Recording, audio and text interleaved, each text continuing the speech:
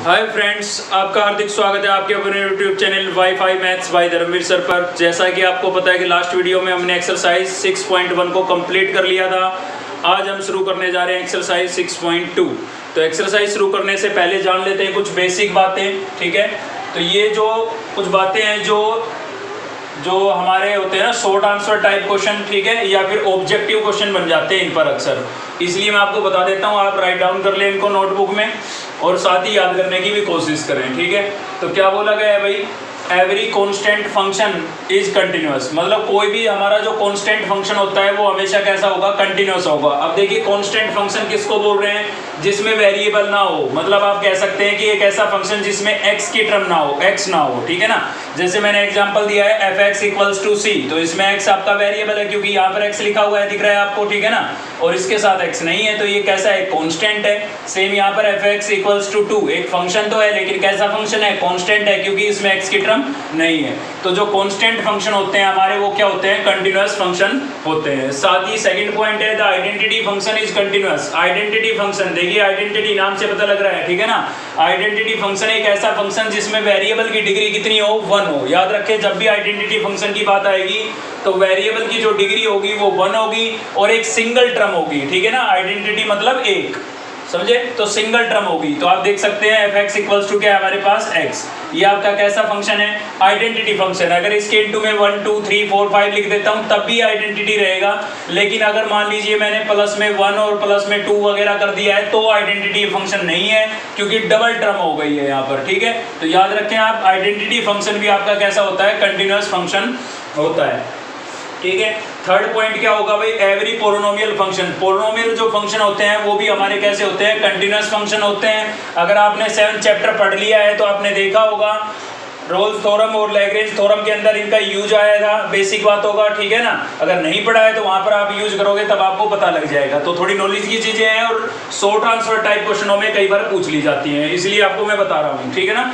तो पोलिनोमियल जो फंक्शन होते हैं वो आपके कैसे फंक्शन होते हैं, कंटिन्यूअस फंक्शन होते हैं। अब बात ही आती है कि पोलिनोमियल फंक्शन होते क्या हैं। देखिए वैसे तो हमने 9th क्लास में पोलिनोमियल्स पढ़ लिए थे, ठीक है, फिर भी आपको याद दिलाने के लिए मैंने एक एग्जांपल दिया है।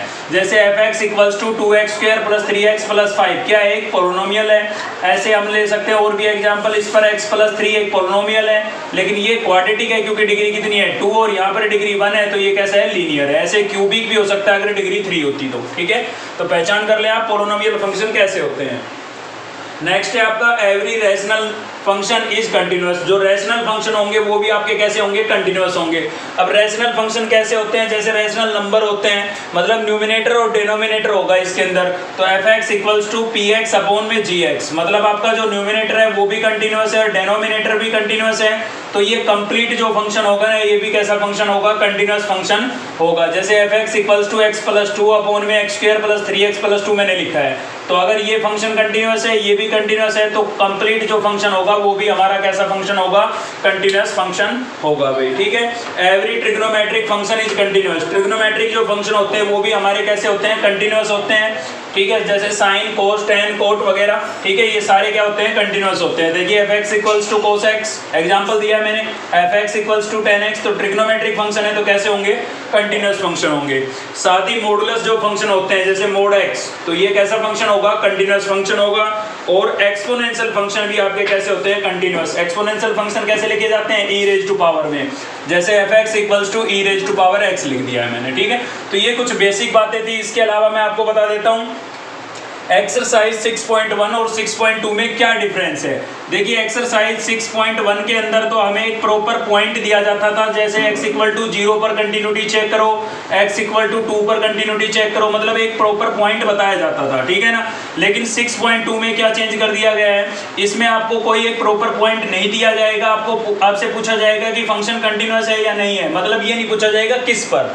तो वहां पर एक इंटरवल दिया होगा, तो उस इंटरवल से किसी भी वैल्यू पर आप किसी भी एक नंबर पर इसकी कंटिन्यूटी चेक करेंगे। अगर उस वैल्यू पर फंक्शन आपका कंटिन्यूअस है तो पूरे इंटरवल में आपका फंक्शन सभी रियल वैल्यू पर कैसा होगा, कंटिन्यूअस होगा, ठीक है। तो केवल चेंज इतना ही है कि यहाँ पर एक प्रॉपर पॉइंट डिफाइन किया जाता था, जबकि यहाँ पर नहीं किया जाएगा। बाकी सारे के सारे स्टेप सेम है। इसीलिए मैंने आपको बोला था कि 6.1 को अच्छे से कर लो, 6.2 और 6.3 दोनों आ जाएगी आपको, ठीक है ना। तो इन दोनों में केवल चेंज इतना ही है कि यहाँ पर एक प्रॉपर पॉइंट दिया जाता था, भाई इस पर कंटिन्यूटी चेक करें, जबकि 6.2 में पॉइंट नहीं दिया जाएगा, आपको केवल फंक्शन दे दिया जाएगा और उस इंटरवल में से किसी भी एक वैल्यू पर इसकी कंटिन्यूटी हमें चेक करनी होगी। तो चलिए देखते हैं एक्सरसाइज।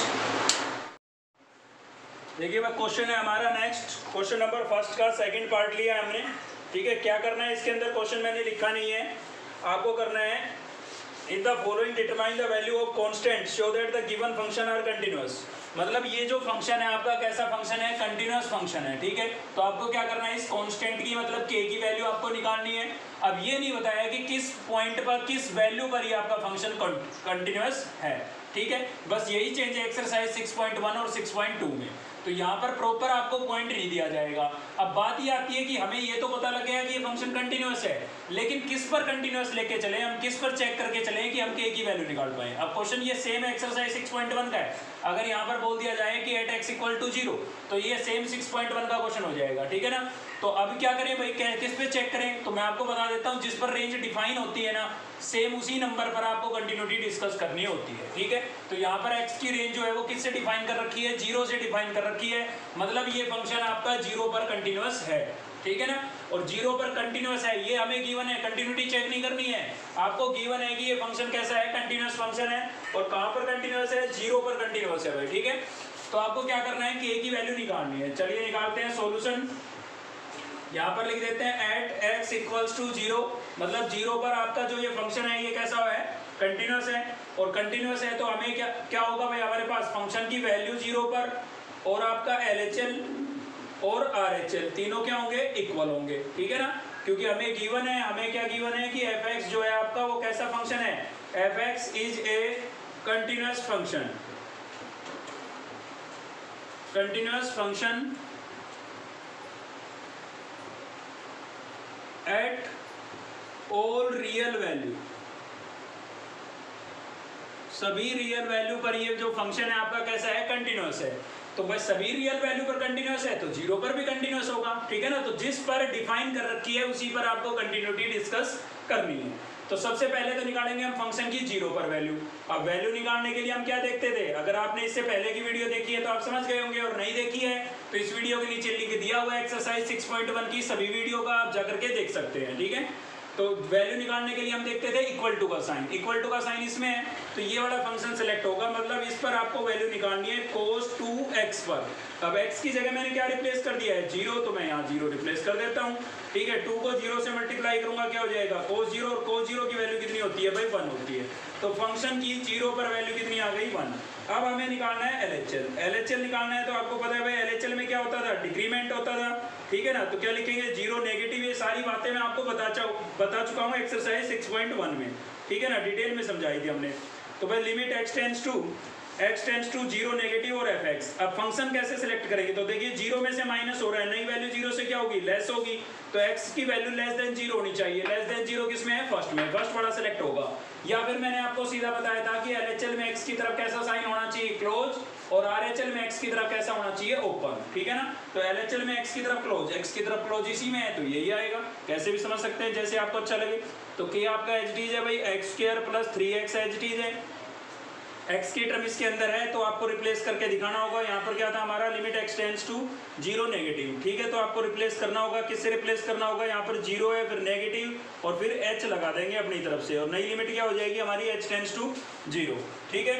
तो h टेंड्स टू 0 हो गई है, न्यू लिमिट आपकी क्या हो गई है, h टेंड्स टू 0। तो यहाँ पर लिख देते हैं लिमिट h टेंड्स टू 0, और हमारे पास क्या था भाई, k था, x को किससे रिप्लेस कर देते हैं, 0 माइनस h से, तो मैंने यहाँ पर लिख दिया है 0 माइनस h, और पूरे का क्या लिख दूंगा, होल स्क्वायर, ठीक है। यहाँ पर बड़ी वाली ब्रैकेट लगा लेते हैं हम। तो x को मैंने रिप्लेस कर दिया है 0 माइनस h से, सेम यहाँ पर भी रिप्लेस करूंगा, यहाँ पर x का स्क्वायर था इसलिए होल स्क्वायर किया है, ठीक है ना। यहाँ पर रिप्लेस करूंगा तो क्या होगा, यहाँ पर हो जाएगा आपका 3 × 0 माइनस h, ठीक है। चलिए इसको सोल्व करते हैं। तो यहाँ पर हो जाएगा हमारा लिमिट h टेंड्स टू 0 के, देखिए 0 लिखना जरूरी है, कोई जरूरी नहीं है, ठीक है ना। और h का स्क्वायर करेंगे तो स्क्वायर हो जाएगा, माइनस का स्क्वायर करेंगे तो माइनस इंटू माइनस क्या होगा, प्लस होगा, तो यानी कि क्या आएगा आपके पास h² आएगा। 3 को माइनस एच से मल्टीप्लाई करेंगे तो माइनस का 3h हो जाएगा, ठीक है। अब h की जगह आप क्या रखेंगे 0, तो यहाँ भी 0 होगा, यहाँ भी 0 होगा, कंप्लीट क्या हुआ 0, 0 को k से मल्टीप्लाई करूंगा क्या आएगा 0 ही आएगा भाई, ठीक है ना। अब क्या निकाल लेते हैं हम RHL निकाल लेते हैं, तो RHL निकालेंगे तो क्या लिखेंगे भाई limit x tends to 0 positive और क्या लिखेंगे fx, ठीक है। फंक्शन कौन सा होगा, अब देखिए 0 में ऐड कर रहे हैं तो नई वैल्यू 0 से क्या होगी ग्रेटर होगी, ठीक है ना। तो x की वैल्यू ग्रेटर देन 0 होनी चाहिए, ग्रेटर देन 0 इसमें है तो ये वाला फंक्शन सेलेक्ट होगा। या फिर मैंने आपको बताया था RHL के लिए x की तरफ कैसा साइन होना चाहिए ओपन, ठीक है, इससे भी समझ सकते हैं आप। तो चलिए रिप्लेस कर देते हैं x को, किससे रिप्लेस कर देते हैं 0 प्लस h से, और h टेंड्स टू क्या हो जाएगी लिमिट 0। तो यहाँ पर हो गया हमारे पास लिमिट h टेंड्स टू 0 और x को हम रिप्लेस कर देते हैं 0 प्लस h से, ठीक है ना। x को किससे रिप्लेस कर देते हैं 0 प्लस h से, तो क्या होगा भाई 2 तो हमारे पास बाहर था, ठीक है, तो 0 प्लस h रख दिया है मैंने यहाँ पर। तो फाइनल यहाँ से क्या हो जाएगा लिमिट h टेंड्स टू 0, 2 को अंदर मल्टीप्लाई करूंगा 0 से तो करने की आवश्यकता नहीं है, 0 ही हो जाएगा। 2 को h से करूंगा तो क्या हो जाएगा भाई cos 2h नहीं हो जाएगा। अब h की जगह लिमिट रिप्लेस करेंगे तो क्या होगा, h की जगह रखूंगा 0, 0 को 2 से मल्टीप्लाई करूंगा 0 तो क्या हो गया cos 0, और cos 0 की वैल्यू क्या होती है 1। अब देखिए फंक्शन की वैल्यू भी 1 थी, क्या इसमें k है नहीं है। LHL की वैल्यू आपके पास क्या आई 0, क्या इसमें k है नहीं है। RHL की वैल्यू क्या आई 1, क्या इसमें k है नहीं है। अब k जो है वो तो किसी में आ ही नहीं रहा है, तो वैल्यू कहाँ से निकालेंगे, अब कोई चीज़ आ ही नहीं रही है तो उसकी वैल्यू कहाँ से निकलेगी, ठीक है ना। तो k की जो टर्म है ना तो इसके अंदर आई आपकी, ना इसके अंदर आई है, ना इसके अंदर आई है, तो तीनों को जब हम इक्वल रखेंगे तो k की वैल्यू निकाल कैसे सकते हैं, क्लियर है भाई आपको। तो यहाँ पर k की जो वैल्यू होगी वो पॉसिबल नहीं होगी, यानी कि यहाँ पर k की कोई वैल्यू नहीं होगी। इसीलिए मैंने आपको ये क्वेश्चन कराया था फर्स्ट का सेकंड पार्ट, फर्स्ट इजी था थोड़ा, इसके अंदर बच्चों को डाउट होता है इसलिए मैंने ये लिया है। चलिए देखते हैं नेक्स्ट क्वेश्चन। तो नेक्स्ट है हमारा क्वेश्चन नंबर सेकंड का थर्ड पार्ट देख रहे हैं हम, ठीक है। फर्स्ट और सेकंड पार्ट छोड़ दिया है मैंने, सीधा थर्ड लिया है कि इसमें थोड़ा सा चेंजमेंट दिखा मुझे। चेंजमेंट तो क्या दिखा है, इसमें ट्रिग्नोमेट्रिक फंक्शन दिख रहे थे इसलिए मैंने ये क्वेश्चन ले लिया है। आपको घबराने की जरूरत नहीं है क्योंकि 6.1 अगर आपको आती है तो कोई दिक्कत आनी ही नहीं है, सिर्फ चेंजमेंट इतना है। आप जैसे इसमें क्या करना है f(x) इक्वल्स टू आपको ये फंक्शन दिया हुआ है, आपको बोला गया है कि आपको भाई चेक करना है कि ये फंक्शन जो है आपका कंटिन्यूअस है या नहीं है, ठीक है। तो यहाँ पर एक प्रॉपर पॉइंट नहीं दिया गया कि किस पर आपको इसकी कंटिन्यूटी चेक करनी है, क्लियर है। तो क्या करेंगे आप, कैसे चेक करेंगे, किस पर चेक करेंगे, तो मैंने आपको बताया जिस पर ये डिफाइन होती है ना फंक्शन उसी पर आपको चेक करना है। तो इसमें आपको क्या दिखाई दे रहा है 0 दिखाई दे रहा है, तो आपको इसकी कंटिन्यूटी 0 पर चेक करनी है, बस इतना सा चेंज है, बाकी सेम एक्सरसाइज 6.1 का काम है, ठीक है। तो देखिए क्या लेस देन ग्रेटर देन के साइन है नहीं है, तो इसका मतलब लिमिट एग्जिस्ट कर रही है, तो LHL RHL तो हम निकालेंगे नहीं, तो क्या निकालेंगे फंक्शन की वैल्यू निकालेंगे और लिमिट निकालेंगे। तो चलिए पहले निकालते हैं फंक्शन की वैल्यू 0 पर। अब वैल्यू किस पे निकालेंगे, तो गिवन है, बिल्कुल गिवन है। देखिए यहाँ पर fx की वैल्यू कितनी है -1 है, कब x इक्वल्स टू 0 पर, x इक्वल्स टू 0 पर फंक्शन की वैल्यू -1 है, तो ये लिख दिया मैंने। अब हमें क्या निकालनी है, लिमिट निकालनी है भाई, तो क्या लिखेंगे limit x tends to 0 negative, sorry खाली 0 लिखेंगे क्योंकि LHL RHL थोड़ी ना निकाल रहे हैं, ठीक है। तो क्या लिखेंगे fx। अब फंक्शन क्या है आपका, एक ही फंक्शन बचा है, इसके अलावा -1 तो हमने ले लिया ना वैल्यू में, तो लिमिट x टेंड्स टू 0 और फंक्शन क्या बचा आपके पास, फंक्शन बचा हुआ है sin x minus cos x, clear है भाई। तो इसमें आप डायरेक्ट लिमिट रख सकते हैं क्योंकि 0/0 की फॉर्म तो यहाँ पर बनेगी नहीं, क्यों नहीं बनेगी, क्योंकि डेनोमिनेटर में कुछ नहीं है, ठीक है, डेनोमिनेटर में कुछ है ही नहीं, तो अपॉन में 0 कहाँ से आएगा, 0/0 का मतलब है न्यूमिनेटर भी 0 और डेनोमिनेटर भी 0, अब डेनोमिनेटर में तो कुछ है ही नहीं, कुछ नहीं है, इसका मतलब कितना है 1 है। अब 1 0 कैसे हो सकता है, नहीं हो सकता, 1 तो 0 होगा नहीं, ये तो कॉन्स्टेंट नंबर है, ठीक है ना। तो आप क्या करेंगे, दोनों के साथ या तो अलग अलग लिमिट लगा दें या सीधा लिमिट भी रिप्लेस कर सकते हैं, तो मैं सीधा ही रख देता हूँ, x को मैं किससे रिप्लेस कर देता हूँ 0 से, तो ये हो जाएगा आपका sin 0 और यहाँ पर क्या हो जाएगा cos 0। अब sin 0 की वैल्यू होती है 0 और cos 0 की वैल्यू होती है 1, तो क्या है आपके पास -1। तो फंक्शन की वैल्यू क्या आई थी भाई -1 और लिमिट की वैल्यू भी क्या आई -1, दोनों इक्वल है, बिल्कुल इक्वल है, ठीक है। तो दोनों इक्वल है तो जो फंक्शन है आपका वो कैसा होगा, कंटिन्यूअस होगा। तो लिख देते हैं f(x) is a continuous function at x equals to 0। तो x इक्वल्स टू 0 पर ये फंक्शन हमारा कैसा है, कंटिन्यूअस है, और 0 पर कंटिन्यूअस है तो सभी रियल वैल्यू पर कैसा होगा, कंटिन्यूअस होगा। 0 पर डिसकंटिन्यूअस होता तो हम लिख देते हैं डिसकंटिन्यूअस फंक्शन है, ठीक है ना। तो 0 पर हमने चेक किया, 0 पर कंटिन्यूअस था तो सभी रियल वैल्यू पर कंटिन्यूअस होगा, तो हम लिख देते हैं f(x) is a continuous function of all real value. At लिखेंगे यहाँ पर, ठीक है, एट ऑल रियल वैल्यू, सभी रियल वैल्यू पर हमारा जो फंक्शन है वो कैसा होगा, कंटिन्यूअस होगा। चलिए देखते हैं नेक्स्ट क्वेश्चन। तो नेक्स्ट है भाई हमारा क्वेश्चन नंबर 3 का थर्ड पार्ट है, ठीक है। इसमें भी इसकी भी आपको क्या चेक करनी है, कंटिन्यूटी चेक करनी है, मतलब ये फंक्शन आपका कंटिन्यूअस है या फिर डिसकंटिन्यूअस है। तो प्रॉपर नंबर नहीं बताया है तो किस पे चेक करेंगे आप, जिस पर डिफाइन कर रखा है। डिफाइन किस पर कर रखा है, 2 पर, तो हम 2 पर इसकी कंटिन्यूटी चेक करेंगे, ठीक है। तो लिख देते हैं यहाँ पर एट x इक्वल्स टू 2। तो 2 पर हम इसकी कंटिन्यूटी चेक करें। क्वेश्चन नंबर 3 का थर्ड पार्ट है, ठीक है ना। जो चीजें थी वो मैं आपको एक्सरसाइज 6.1 में करवा चुका हूं, तो ज्यादा क्वेश्चन यहाँ पर लेने की आवश्यकता नहीं है, क्योंकि कोई नई बात तो सीखने को मिल नहीं है।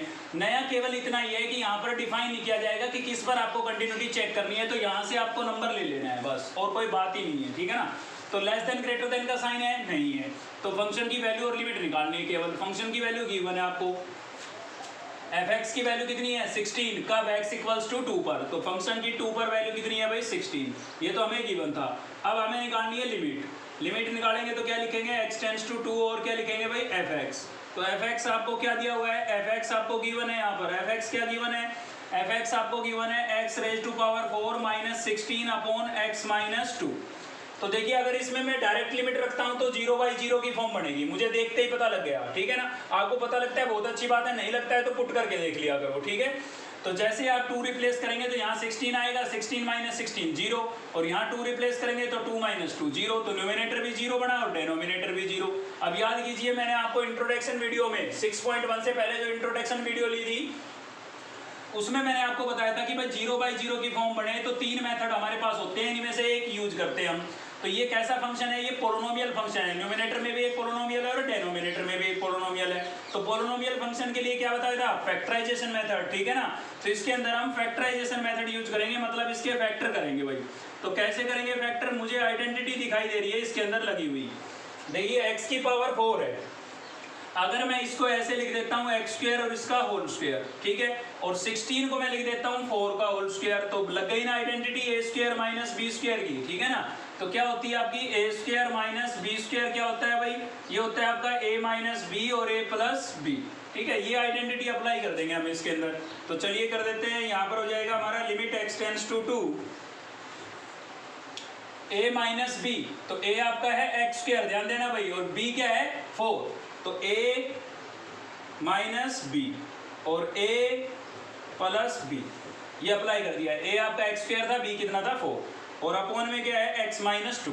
अब देखिए इसमें तो प्लस आ गया, तो इसमें तो ये आइडेंटिटी दोबारा से लगेगी नहीं, लेकिन इसमें माइनस है, इसमें फिर से लग सकता है, ठीक है ना। हमें पूरा फैक्टराइज करना है तब तक कि एक टर्म कैंसिल ना हो, क्योंकि जब तक कैंसिल नहीं होगी तब तक 0/0 की फॉर्म बनती रहेगी, ठीक है। तो इसमें दोबारा से हम आइडेंटिटी लगा सकते हैं। लगाने के लिए हम 4 को कैसे लिख देंगे, 2 का स्क्वायर लिख देंगे भाई, ठीक है। x का स्क्वायर पहले था, 2 का स्क्वायर हमने लिख दिया है, ये आइडेंटिटी इसके अंदर फिर से अप्लाई हो सकती है। तो चलिए फिर से अप्लाई कर देते हैं। तो क्या हो जाएगा, लिमिट x टेंड्स टू 2, और इसके अंदर जब मैं a² माइनस b² की आइडेंटिटी लगाऊंगा तो a अब की बार क्या है आपका x है, तो क्या होगा a माइनस b और a प्लस b, ठीक है। इसके अंदर मैंने आइडेंटिटी अप्लाई की है, ये वाली टर्म की है, चीज लिख देंगे यहाँ पर x² प्लस 4, और अपोन में क्या था भाई x माइनस 2। अब देखिए ये वाली टर्म कैंसिल हो गई ना, कैंसिल होने के बाद आप लिमिट रिप्लेस कर सकते हैं, फिर आपकी 0/0 की फॉर्म नहीं बनेगी। क्यों नहीं बनेगी, क्योंकि हमेशा वही टर्म कैंसिल होती है जिसकी वजह से 0 टर्म हो रही थी आपकी, ठीक है। तो वो कैंसिल होने के बाद हमारे पास ये 2 टर्म बची है, इसमें हम x को 2 से रिप्लेस कर देते हैं, अब 0/0 नहीं बनेगी, ठीक है ना। तो x की जगह मैं यहाँ पर रिप्लेस करता हूँ 2, तो ये हो जाएगा 2 प्लस 2, यहाँ पर भी 2 रिप्लेस करूंगा, लेकिन इसका स्क्वायर है तो 2 का स्क्वायर कितना हो जाएगा भाई 4, और प्लस में भी कितना था 4, तो यहाँ से फाइनल कितना मिला आपको 2 प्लस 2 कितना हो गया भाई 4, और यहाँ पर 4 प्लस 4 कितना हो गया 8, दोनों इनटू में थे, 4 8 जा कितना हो जाएगा 32। तो आप देख सकते हैं यहाँ पर कि आपके फंक्शन की वैल्यू आई थी 16 और लिमिट की वैल्यू कितनी आई है 32, ठीक है। दोनों इक्वल नहीं है, नॉट इक्वल है तो लिख देते हैं फंक्शन की 2 पर वैल्यू जो है वो इक्वल नहीं है किसके, limit x tends to 2f(x) के, मतलब लिमिट की वैल्यू के। तो ऐसा है तो फंक्शन कैसा होगा, डिसकंटिन्यूअस होगा। तो यहाँ पर हम लिख देते हैं f(x) is a discontinuous function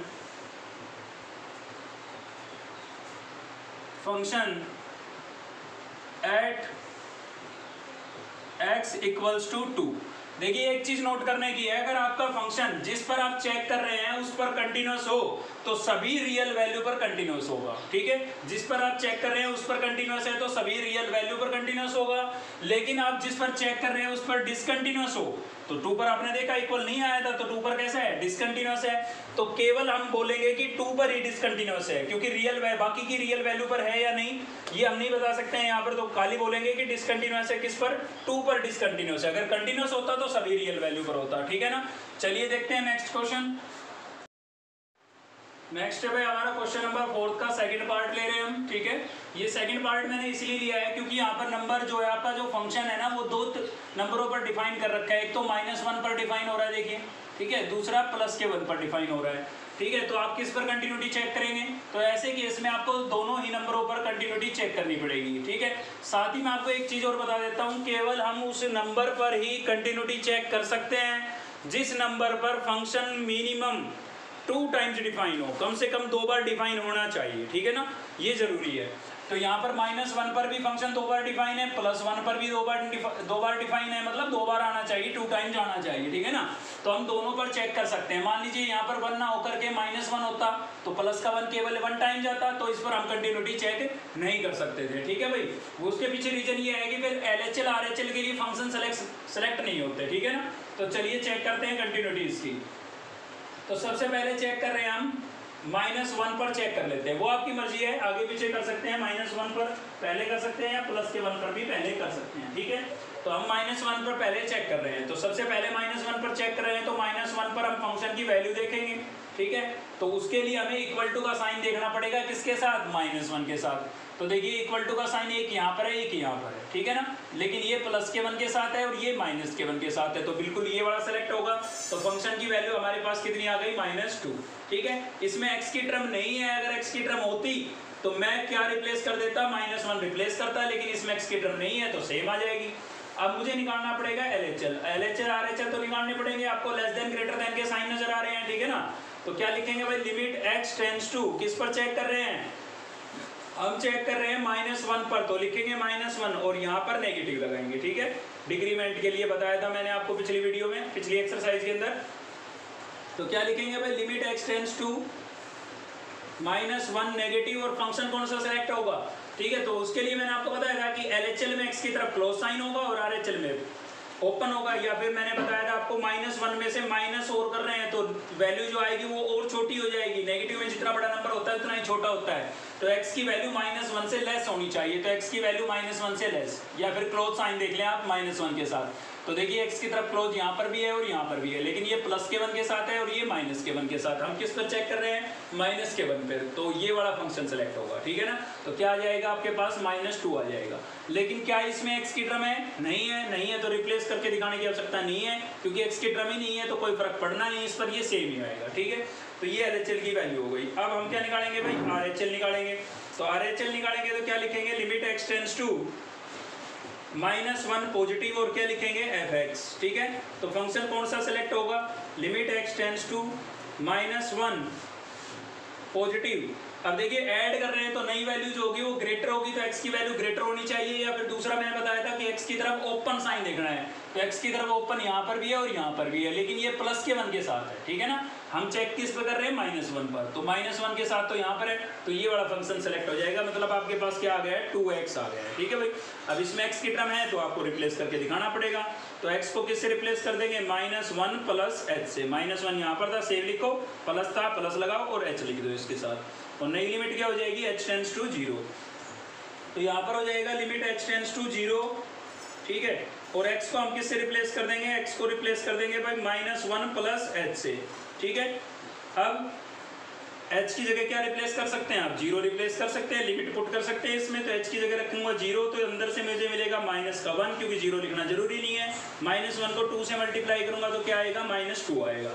तो आप देख सकते हैं फंक्शन की वैल्यू भी -2 आई, LHL भी क्या आया आपका -2, RHL भी कितना आया -2 आया, ठीक है ना। तो इसका मतलब -1 पर तो आपका फंक्शन कंटिन्यूअस है।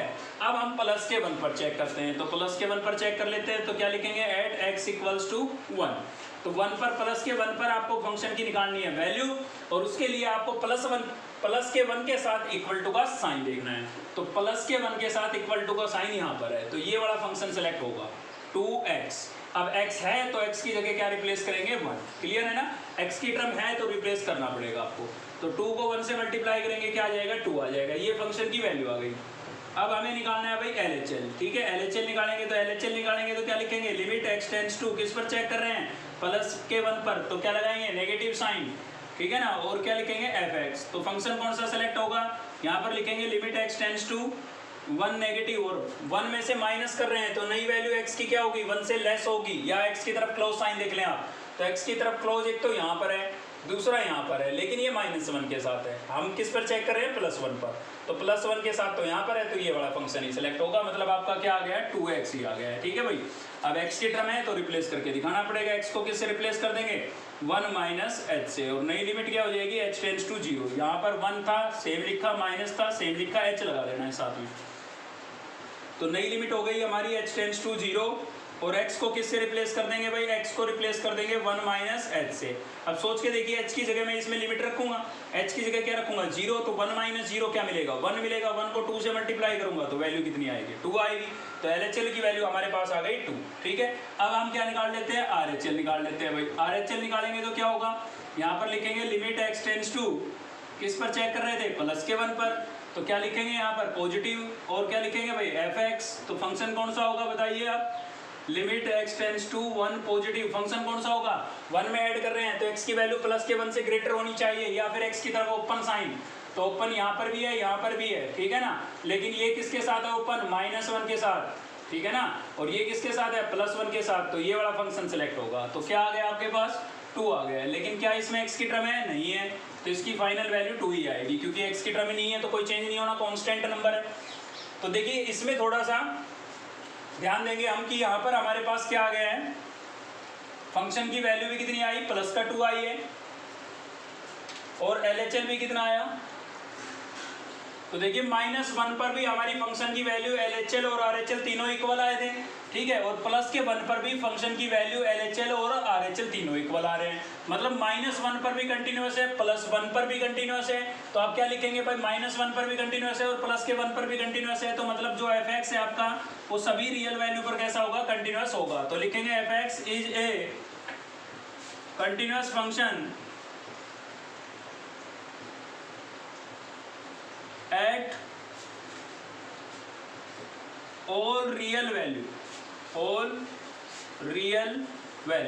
सभी रियल वैल्यू पर हमारा जो फंक्शन है वो कैसा होगा, कंटिन्यूअस होगा, ठीक है। तो आज की वीडियो में केवल इतना ही था। अगर आपको वीडियो अच्छी लगी तो लाइक करें, चैनल को सब्सक्राइब कर ले और बेल आइकन को दबा ले, ताकि नेक्स्ट वीडियो का नोटिफिकेशन आपको मिलता रहे।